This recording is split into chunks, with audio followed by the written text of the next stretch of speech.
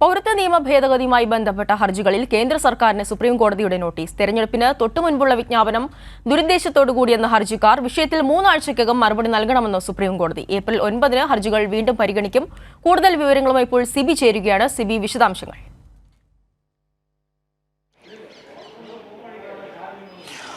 ആവണി പൗരത്വ നിയമ ഭേദഗതിയുമായി ബന്ധപ്പെട്ടുള്ള 237-ലധികം ഹർജികളാണ് ഇന്നിപ്പോൾ സുപ്രീം കോടതിയുടെ പരിഗണന വന്നത്. ചീഫ് ജസ്റ്റിസ് DY ചന്ദ്രചൂഡ് അധ്യക്ഷനായ ബെഞ്ചാണ് ഈ ഹർജികളിൽ ഇന്ന് വാദം കേട്ടത്. പ്രധാനമായും ലീഗിൻ്റെ അഭിഭാഷകനായ കപിൽ സിബൽ അദ്ദേഹം വാദിച്ചത് ഈ പൗരത്വ നിയമ ഭേദഗതി ഇത്തരത്തിൽ 2019 പാർലമെൻറ്റ് പാസ്സാക്കിയതാണ്. പക്ഷേ 4 വർഷത്തിന് ശേഷം, പ്രത്യേകിച്ച് ഈ ലോക്സഭാ തെരഞ്ഞെടുപ്പിൻ്റെ ഒരു പടിവാതിക്കൽ നിലയ്ക്ക് പെട്ടെന്ന് ഈ ഒരു വിജ്ഞാപനം പുറപ്പെടുവിച്ചതിൽ ദുരുദ്ദേശപരമാണെന്നുള്ളതായിരുന്നു പ്രധാനമായും ഹർജിക്കാരുടെ വാദം. മാത്രമല്ല, ഇത് സ്റ്റേ ചെയ്യണമെന്ന ആവശ്യം കൂടി ഹർജിക്കാർ മുന്നോട്ട് വയ്ക്കുകയും ചെയ്തു.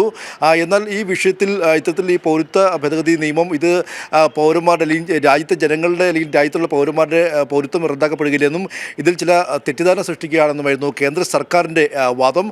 പിന്നീട് ഈ ഒരു വിഷയത്തിൽ ഒരു മറുപടി നൽകണമെന്ന് ഇത്തരത്തിൽ കേന്ദ്ര സർക്കാരിനോട് സുപ്രീം കോടതി ആവശ്യപ്പെടുകയും ചെയ്തു.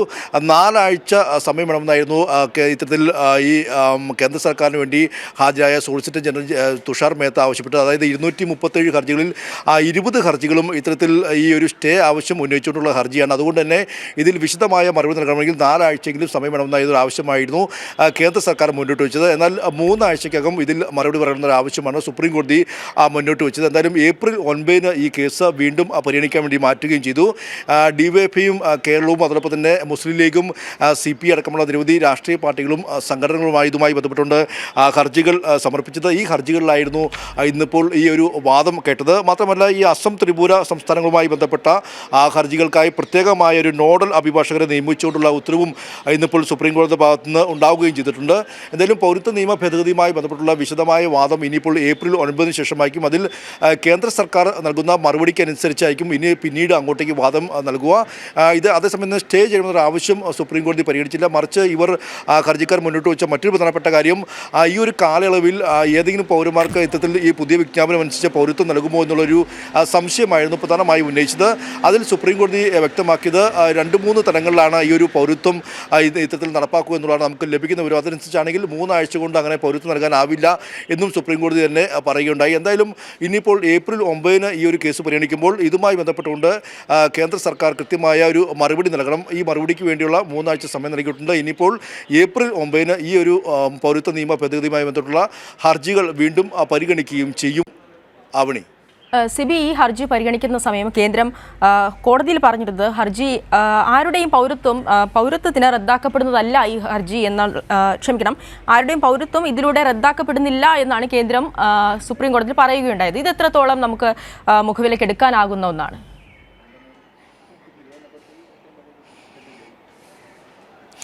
ഇതിൽ കേന്ദ്ര സർക്കാർ പ്രധാനമായും വാദിച്ചത് ഈ പൗരത്വ നിയമ ഭേദഗതി എന്ന് പറയുന്നത് ഇപ്പോൾ ഇന്ത്യയിലുള്ള ആരുടെയും പൗരത്വം നഷ്ടപ്പെടുത്തുന്ന ഒന്നല്ല. മാത്രമല്ല, ഇത് തെറ്റിദ്ധാരണ പരത്തുകയാണ് ഇത്തരത്തിൽ ഈ ഹർജിക്കാർ എന്നുള്ളതായിരുന്നു പ്രധാനമായും കേന്ദ്ര സർക്കാരിൻ്റെ വാദം.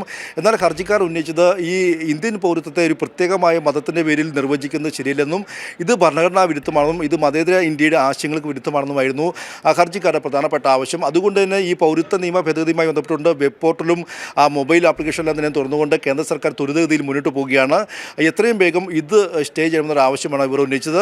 മാത്രമല്ല, 2019 പാർലമെൻറ്റ് പാസ്സാക്കിയ നിയമം പെട്ടെന്ന് ചട്ടങ്ങൾ രൂപീകരിച്ചുകൊണ്ട് ഈ തെരഞ്ഞെടുപ്പ് പ്രഖ്യാപിക്കുന്ന ഉടനെ തന്നെ ഇത്തരത്തിൽ പെട്ടെന്ന് ഈ ഒരു വിജ്ഞാപനം പുറപ്പെടുവിച്ചത് സ്വാഭാവികമായും അതിൽ ചില ദുരുദ്ദേശമുണ്ട് എന്ന് തന്നെയാണ് ഹർജിക്കാർ പ്രധാനമായും ഉന്നയിക്കുകയും ചെയ്തത്. അതുകൊണ്ടാണ് ഇവർ സ്റ്റേ എന്നൊരു ആവശ്യം മുന്നോട്ട് വെച്ചത്. എന്തായാലും സുപ്രീം കോടതി സ്റ്റേ ചെയ്തില്ലെങ്കിൽ പോലും ഇതിൽ കൃത്യമായ മറുപടി നൽകണമെന്നൊരു ആവശ്യം കേന്ദ്ര സർക്കാരിനോട് ഇത്തരത്തിൽ സുപ്രീം കോടതി ആവശ്യപ്പെട്ടിട്ടുണ്ട്. ഇതിനുവേണ്ടിയായിരുന്നു 4 ആഴ്ച സമയം വേണമെന്നൊരു ആവശ്യം മുന്നോട്ട് വെച്ചത്. പക്ഷേ 3 ആഴ്ചക്കുള്ളിൽ തന്നെ മറുപടി നൽകാൻ വേണ്ടി ഇപ്പോൾ കേന്ദ്ര സർക്കാരിനോട് സുപ്രീം കോടതി ആവശ്യപ്പെട്ടിരിക്കുകയാണ്. എന്തായാലും ഇതുമായി ബന്ധപ്പെട്ടുകൊണ്ട് ഇനിയിപ്പോൾ കൃത്യമായ മറുപടി നൽകിയ ശേഷം ഏപ്രിൽ 9-നായിരിക്കും വീണ്ടും പരിഗണിക്കുക. നമുക്കറിയാം, ഈ പൗരത്വ നിയമ ഭേദഗതി എന്ന് പറയുമ്പോൾ ഒരു മുസ്ലിം വിഭാഗത്തിൽ, ഒരു പ്രത്യേക വിഭാഗത്തെ മാത്രം മാറ്റി നിർത്തിക്കൊണ്ടുള്ള ഒരു നിയമമാണ്. സ്വാഭാവികമായും അതാണ് ചലഞ്ച് ചെയ്തുകൊണ്ട് ലീഗ് ഉൾപ്പെടെയുള്ള ഈ സംഘടനകൾ ഇങ്ങനെ ഒരു ഹർജിയുമായി മുന്നോട്ട് പോയത്. ഇത് ഭരണഘടനാ വിരുദ്ധമാണെന്ന് ചൂണ്ടിക്കാട്ടി ബന്ധപ്പെട്ടുകൊണ്ടായിരുന്നു ഇരു ഹർജിയുമായി മുന്നോട്ട് പോയത്. ഇതിലായിരുന്നു വാദം തുടർന്നത്. 237 ഹർജികൾ വന്നു. ഇതിൽ കേരളമുണ്ട്, അതോടൊപ്പം തന്നെ DYFI ഉണ്ട്, ലീഗുണ്ട്, CPI ഉണ്ട്, അതുകൂടാതെ വിവിധ അസം സ്റ്റുഡൻസ് യൂണിയൻ അടക്കമുള്ള വിവിധ മറ്റു സംസ്ഥാനങ്ങളെല്ലാം തന്നെ വിവിധ സംഘടനകളുണ്ട്.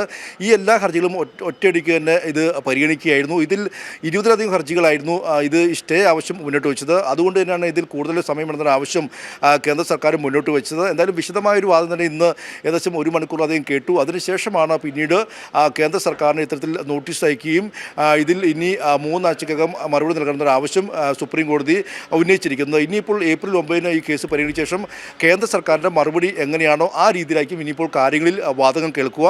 എന്തായാലും ഈ പൗരത്വ നിയമ ഭേദഗതിയുമായി ബന്ധപ്പെട്ടുകൊണ്ട് സുപ്രീം കോടതിയിൽ ഇന്നിപ്പോൾ ഏറ്റവും നിർണായകമായ വാദങ്ങൾ തന്നെയാണ് നടന്നത്.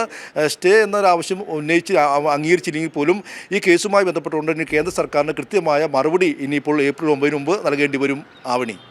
ശരി, പൗരത്വ നിയമ ഭേദഗതിയുമായി ബന്ധപ്പെട്ട ഹർജികളിൽ കേന്ദ്ര സർക്കാരിന് സുപ്രീം കോടതി നോട്ടീസ് നൽകിയിരിക്കുകയാണ്. തെരഞ്ഞെടുപ്പിന് തൊട്ടു മുൻപുള്ള വിജ്ഞാപനം ദുരുദ്ദേശത്തോടു കൂടിയെന്നാണ് ഹർജിക്കാർ ഇത് വിഷയത്തിൽ ആരോപിച്ചത്. വിഷയത്തിൽ 3 ആഴ്ചയ്ക്കകം മറുപടി നൽകണമെന്നും സുപ്രീം കോടതി പറയുകയുണ്ടായി. ഏപ്രിൽ 9 ഹർജികൾ വീണ്ടും പരിഗണിക്കും.